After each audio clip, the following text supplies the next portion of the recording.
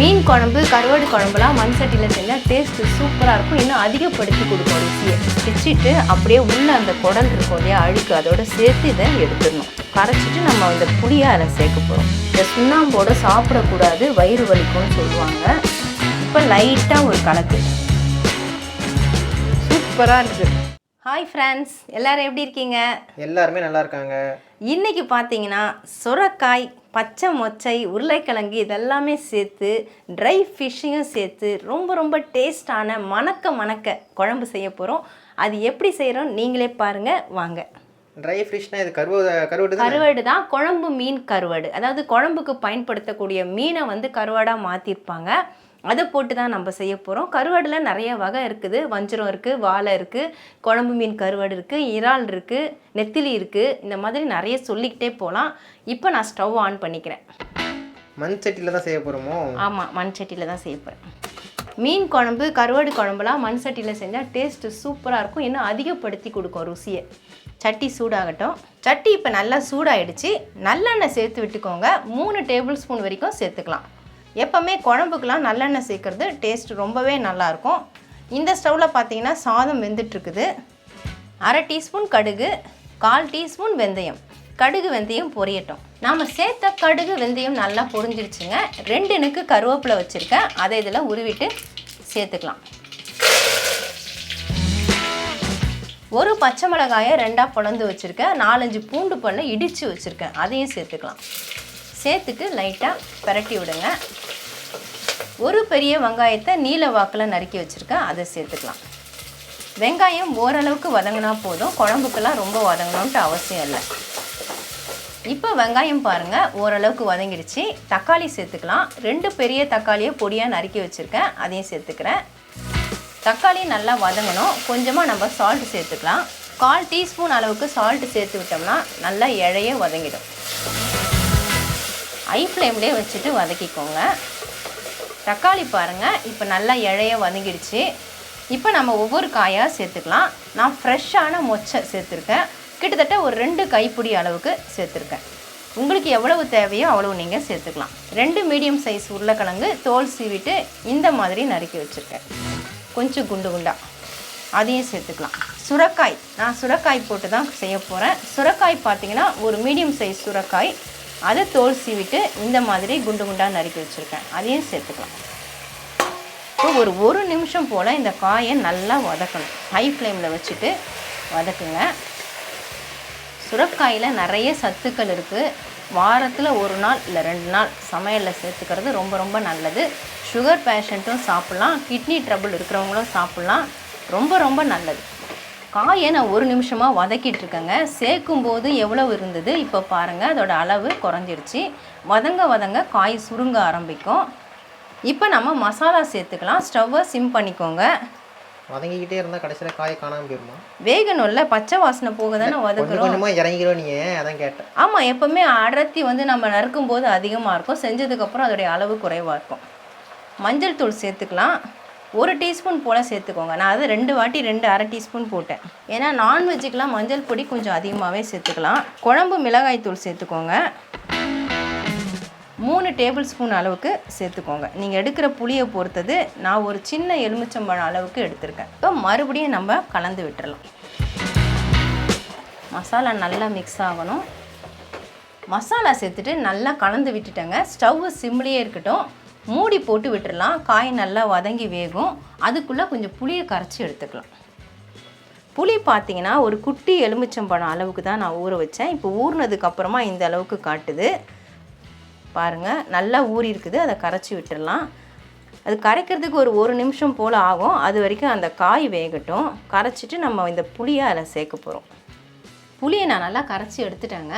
இப்போ நம்ம சேர்க்கும் பொழுது தான் வடிகட்டிக்க போகிறோம். இப்போ காய் மூடியை நம்ம திறந்துடலாம். ரொம்ப நேரம் விடக்கூடாது, ஏன்னா இதில் நம்ம தண்ணி ஊற்றலை. ஆனால் பாருங்கள், சொரக்காயிலேருந்து தண்ணி வரும், அதனால் ஈரப்பதம் தெரியுது. சொரக்காயில் நான் தண்ணி நம்ம ஊற்றவே இல்லை, ஆனால் சொரக்காயில் இருக்கக்கூடிய ஈரப்பதமே அப்படியே பாருங்கள் கசிஞ்சு வெளியே வருது. உங்களுக்கு அந்த ஈரப்பதம் தெரியும்னு நினைக்கிறேன். நம்ம மசாலா போட்டுட்டு சிம்மில் வச்சுட்டு அப்படியே மூடி போட்டுட்டோம் காய் வேகட்டோன்னு. ஏன்னா சொரக்காயை தண்ணி காய் தான். புளி சேர்க்கறதுக்கு முன்னாடி ஒரு நிமிஷம் நம்ம இப்படி மூடி போட்டு விட்டோம்னா காய் நல்லாவே வெந்துடும். இப்போ புளியை சேர்த்து விட்டுக்கலாம். நீங்கள் வடிகட்டி வச்சுட்டு கூட சேர்க்கலாம். மறுபடியும் இதில் கொஞ்சம் தண்ணி சேர்த்து நம்ம கரைச்சி அதில் சேர்த்துடலாம். அதில் இருக்கக்கூடிய மிச்சம் புளியும் நமக்கு வந்துடும். இப்போ 2வது வாட்டி புளியை நான் கரைச்சி எடுத்துட்டேன். அவ்வளோதான், 2 தடவை கரைச்சா போதும். புளியும் வேஸ்ட் ஆகாது. சப்போஸ் ரசம் வைக்கிற மாதிரி இருந்தால் செகண்ட் டைம் நம்ம குழம்புல சேர்க்காம அதை ரசத்துக்கு சேர்த்துக்கலாம். இப்போ நல்லா கலந்து விட்டுக்கலாம். மீடியம் ஃப்ளேமில் வச்சுக்கோங்க ஸ்டவ்வை. இன்னும் நம்ம குழம்புக்கு தேவையான உப்பு சேர்க்கணும். இந்த அளவுக்கு திக்னஸ் இப்போ போதுமானது. ஏன்னா இதுவே தண்ணியாக தான் இருக்குது. வெந்து வந்த பிறகு கொஞ்சம் திக்காக ஆகும். அதனால் நான் மேற்கொண்டு தண்ணி சேர்க்கலை, உப்பு மட்டும் சேர்த்துக்கலாம். 1 டேபிள் ஸ்பூன் அளவுக்கு கல் உப்பு சேர்க்குறேன். சேர்த்துட்டு நல்லா கலந்து விட்டுடலாம். மறுபடியும் நம்ம மூடி போடணும். ஸ்டவ்வை லோ மீடியம் ஃப்ளேமில் வச்சுருங்க. 10 நிமிஷம் அப்படியே விட்டுடலாம். மூடி போட்டுட்டு 10 நிமிஷம் விட்டுடலாங்க. ஸ்டவ்வை லோ மீடியம் ஃப்ளேமில் வச்சுக்கோங்க. காய் நல்லா வேகட்டும். கருவாடு குழம்புக்கு மீன் கருவாடு எடுத்து வச்சுருக்காங்க. குழம்புக்கு யூஸ் பண்ணக்கூடிய அந்த கருவாடு தான். இதில் வந்து அந்த செதில்லாம் கிடையாது, அதாவது பெறால்னு சொல்லுவாங்க இல்லையா, அதெல்லாமே கிடையாது. நல்லா சுத்தமாக இருக்குது. இதில் வந்து நம்ம செய்ய வேண்டியது இந்த தலையை பிச்சுக்கணும். பிச்சுட்டு அப்படியே உள்ளே அந்த குடல் இருக்கும் இல்லையா, அழுக்கு, அதோடு சேர்த்து இதை எடுத்துடணும்.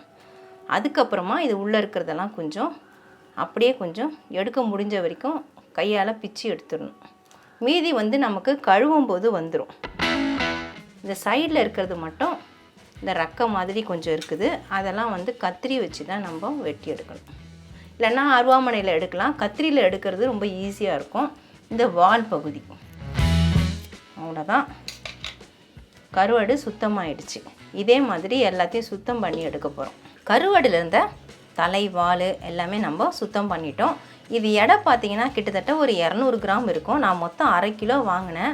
அதுலேருந்து ஒரு 6 பீஸ் எடுத்துக்கிட்டேன். நல்லா கொஞ்சம் நீளமாகவே இருக்குது. இதில் நம்ம வந்து சூடான தண்ணி ஊற்றி கழுவும் பொழுது இதில் இருக்கக்கூடிய இந்த சுண்ணாம்பு எல்லாமே போயிட்டு நல்லா சுத்தமாகிடும். நான் தண்ணி ஸ்டவ்வில் வச்சுருக்கேன், எடுத்து ஊற்ற போகிறேன். கருவாடு முழுகிற அளவுக்கு நம்ம ஊற்றிக்கணும். ஊற்றிட்டு லைட்டாக இப்படி சுழட்டி விடுங்க. ஒரு நிமிஷம் அப்படியே இருக்கட்டும். அதுக்கப்புறமா நம்ம கழுவும் பொழுது 2 நிமிஷத்தில் இந்த கருவாடை நம்ம கழுவி ஈஸியாக எடுத்துடலாம். 1 நிமிஷம் ஆயிடுச்சுங்க. கை பொறுக்கிற சூடு தான் இருக்குது தண்ணி. இப்போ இந்த கருவாடை எடுத்துகிட்டு இதை பாருங்கள், லைட்டாக கையை வச்சு சொரணுன்னா அது மேலே இருக்கிற சுண்ணாம்பு வந்துடும். இந்த சுண்ணாம்போடு சாப்பிடக்கூடாது, வயிறு வலிக்கும்னு சொல்லுவாங்க. பாருங்கள், லைட்டாக கை வச்சு தான் நான் தேய்க்கிறேன். தேய்ச்சிட்டு இப்போ தண்ணியில் கழுவிட்டு பார்க்கும்பொழுது பாருங்கள் எவ்வளோ சுத்தமாயிடுச்சு.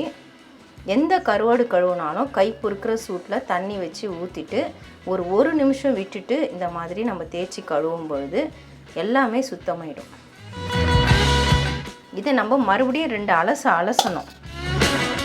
இதே மாதிரி எல்லாத்தையும் கழுவிட்டு அதுக்கப்புறமா 2 அலசி எடுத்தோம்னா கருவாடு சுத்தமாயிடும். கருவாடு சாப்பிடாதவங்க கூட இப்படி செஞ்சு கொடுத்தா விரும்பி சாப்பிடுவாங்க. ஏன்னா அதில் இருக்கக்கூடிய அந்த கவுச்சி வாடை எல்லாமே போயிடும். கருவாடை நம்ம கழுவி எடுத்தாச்சு. இப்போ குழம்போட மூடியை திறந்துடலாம். சூப்பராக இருக்குது பாருங்கள், பார்க்கும்போதே அப்படியே காயெல்லாம் வெந்து அந்த குழம்போட திக்னஸ் கரெக்டாக இருக்குது. நான் தண்ணி எதுவுமே சேர்க்கலை. அப்போ புளி தண்ணி சேர்த்தோம் பாருங்கள், அவ்வளவுதான். எனக்கு உப்பு காரமும் கரெக்டாக இருந்தது. நீங்கள் அப்படி உப்பு காரம் செக் பண்ணணுன்னா குழம்பு ஒரு கொதி வந்த உடனே, அதாவது ஒரு 5 நிமிஷம் கழித்து திறந்துட்டு செக் பண்ணிவிட்டு மறுபடியும் 5 நிமிஷம் மூடுங்க. பாருங்கள், திக்னஸ்லாம் கரெக்டாக இருக்குது. இப்போ கழுவி வச்ச இந்த கருவாடை பார்க்கும்போதே தெரியும் எவ்வளோ சுத்தமாக இருக்குன்ட்டு. நான் 2-3 தடவை தண்ணி ஊற்றி கழுவுனேன். உள்ளே இருந்த அழுக்கும் போயிடுச்சு பாருங்கள், வெளியே இருந்த சுண்ணாம்பும் போயிடுச்சு. இந்த மெத்தடில் கழுவுனா ரொம்ப சுலபமாக கழுவலாம், எந்த பேட் ஸ்மெல்லும் வராது. இப்போ கருவாடை நான் சேர்த்துக்கிறேன். கருவாட்டில் இருந்த தண்ணிலாம் பிழிஞ்சு எடுத்துகிட்டு தான் நான் வச்சுருந்தேன். இப்போ லைட்டாக ஒரு கலக்கு, ரொம்ப கலக்கக்கூடாது, லைட்டாக ஒரு கலக்கு கலந்து விட்டுட்டு கருவாடு முங்கணும். கலந்தாச்சு. மறுபடியும் 2 நிமிஷம் மூடி போட்டுடலாம். மூடி போட்ட பிறகு ஒரு 2 நிமிஷம் விட்டுடுங்க. அதே மீடியம் ஃப்ளேமில் இருக்கட்டும். அந்த கருவாடு வெந்து அந்த குழம்போடு அந்த ஃப்ளேவர் சேரும் பொழுது தான் அருமையாக இருக்கும். 2 நிமிஷம் கழித்து பார்க்கலாம். கருவாடை போட்டு 2 நிமிஷம் ஆயிடுச்சுங்க. மூடி ஓப்பன் பண்ணிடலாம். கம்மன்னு வாசனை வருது, அப்படியே சாப்பிடணும் போல் இருக்குது. பாருங்கள், கருவாடெல்லாம் பார்க்குறதுக்கு முழுசாக இருக்கிற மாதிரி இருக்கும். புட்டா அப்படியே புண்டு போயிடும். குழம்புல கரைஞ்சிரும் அதை?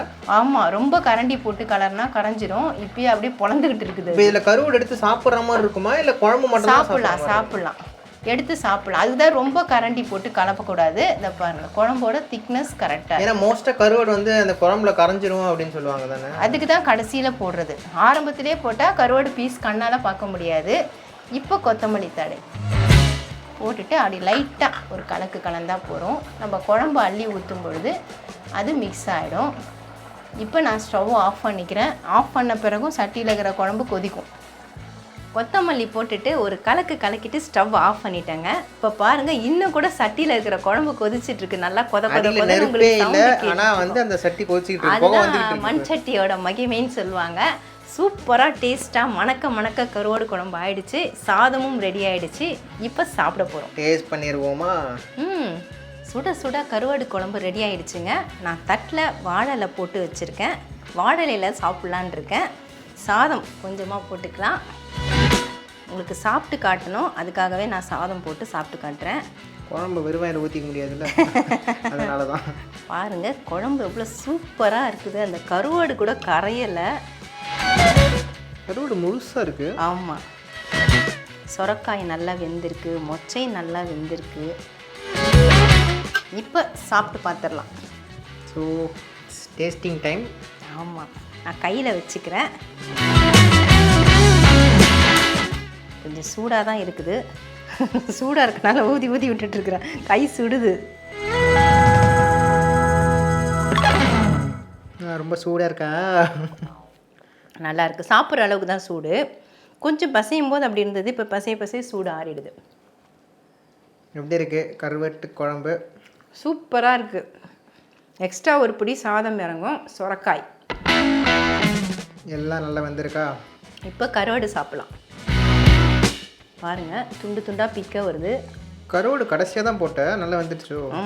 கருவாடுலாம் வந்து ஒரு கொதியிலே வெந்துடும். மீன் எப்படி ஒரு கொதியில் வேகுதுன்னு சொல்லுவாங்களோ அதே தான். இது காஞ்ச மீன் அவ்வளோதானே. ஆனால் அது ட்ரையாக இருக்குல்ல, அதில் ஈரப்பதம் இருக்கும். சூப்பராக இருக்குங்க. சப்போஸ் கருவாடு குழம்பு நீங்கள் ட்ரை பண்ணனா கண்டிப்பாக ட்ரை பண்ணுங்கள். எந்த கருவாடு வேணாலும் போட்டு குழம்பு வைக்கலாம். அதே மாதிரி காயும் உங்களுக்கு பிடிச்ச காய் எது வேணாலும் போட்டுக்கலாம். எங்கள் வீட்டில் பார்த்தீங்கன்னா சொரக்காய், உருளைக்கிழங்கு, மொச்சை அது இருந்துச்சு. அதை போட்டு நான் செஞ்சேன். அதுவும் அருமையாக இருக்கும். ரொம்ப டேஸ்ட்டாக இருக்கும். இந்த குழம்பு செஞ்சால் எக்ஸ்ட்ரா ஒரு பிடி சாப்பாடு உள்ளே இறங்கும். வேறு எந்த சைட் டிஷ்ஷுமே இதுக்கு தேவை கிடையாது. ஏன்னா இதில் இருக்கக்கூடிய அந்த காய் கருவாடே போதும். அருமையாக இருக்குது. நீங்கள் ட்ரை பண்ணி பாருங்கள். ட்ரை பண்ணி பார்த்துட்டு எப்படி இருந்து எனக்கு கமெண்ட் பண்ணுங்கள். அவ்வளோதான் ஃப்ரெண்ட்ஸ், இதோட இந்த ரெசிபி வீடியோவை நான் முடிச்சுக்கிறேன். மறுபடியும் இன்னொரு ரெசிபியில் உங்களை சந்திக்கிறேன். Bye guys. பாய்.